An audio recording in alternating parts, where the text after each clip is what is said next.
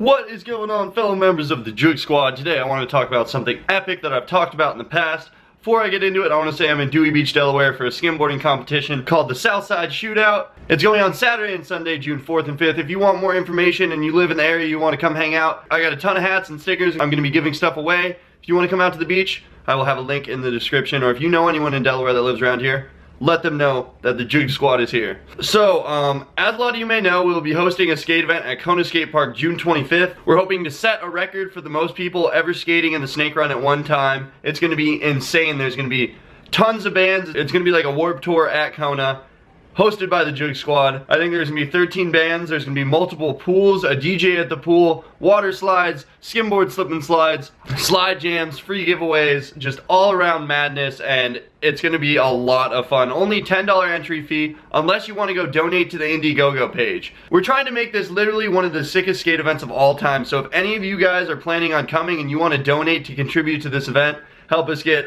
more free food, drinks, water slides, even, like, honestly, the main reason to donate is to help us build a huge mini ramp at KONA Skatepark. So if you guys want to make that happen, it would be so cool to contribute to such a historical skate park like that, and to get a mini ramp with a Joog Squad logo in there would be like a dream come true. So if you want to donate and contribute to KONA Skatepark, link to the IndieGoGo is in the description.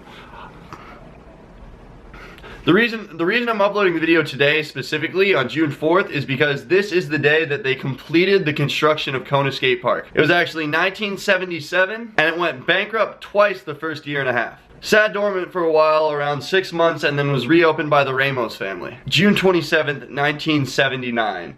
And that was an amazing day because at the time skateboarding had hit a rut and a lot of skate shops were closing and a lot of skate parks were closing, and it wasn't really thriving like it was. And then the Ramos family came in and packed KONA to the brim with tons and tons of gear, like hundreds of skate decks, helmets, boards, trucks, wheels, everything that you could ever need for skateboarding he ordered. It went from being closed down and, you know, nobody skating there for so long to just thriving again, and everybody started showing up, and it was like its own little like world there.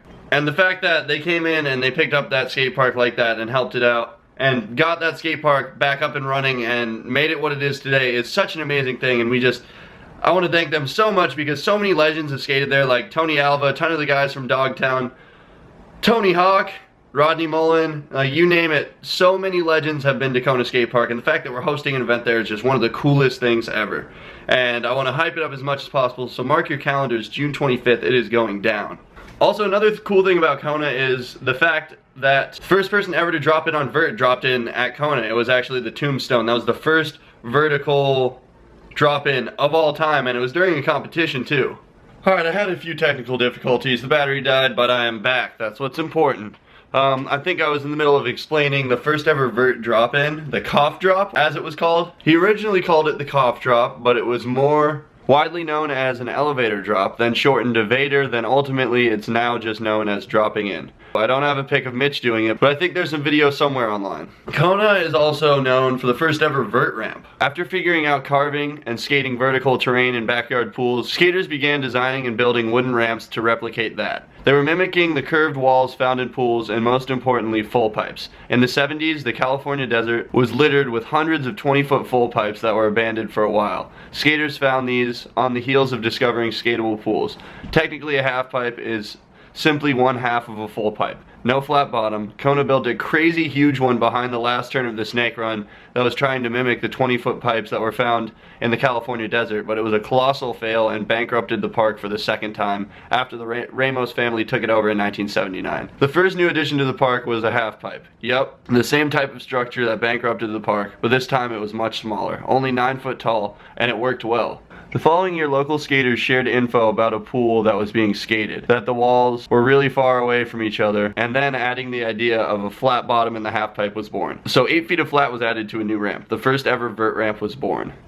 The Veriflex team happened to visit the park at the same month the ramp was finished. It was the best thing they ever skated, and the following year the first ever professional vert ramp competition was held for the 1981 KONA Veriflex Summer Nationals, and was featured on the front cover of Thrasher magazine in September 1981. Stacy Peralta came, Shogo Kubo, Jay Adams, With all that being said, I'm sure you guys get a good idea that KONA has some serious history behind it. This is one of the most historical skate parks, if not the most historical skate park in the entire world, and I'm just so honored to host an event there.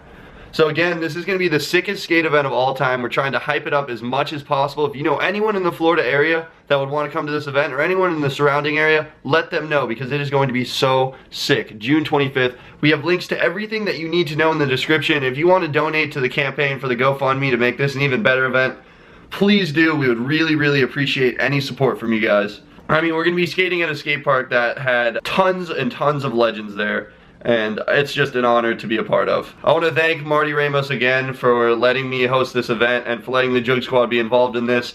I really hope that this is not the last event we host at KONA. I hope we just keep going crazier and crazier and farther from here.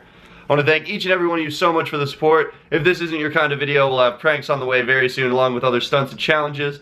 But I know there's a bunch of skaters out there that are going to be super stoked about this event, so this video is for you guys. Hope you enjoyed it, and I hope to see you the 25th of June for the sickest skate event of all time. See you guys there.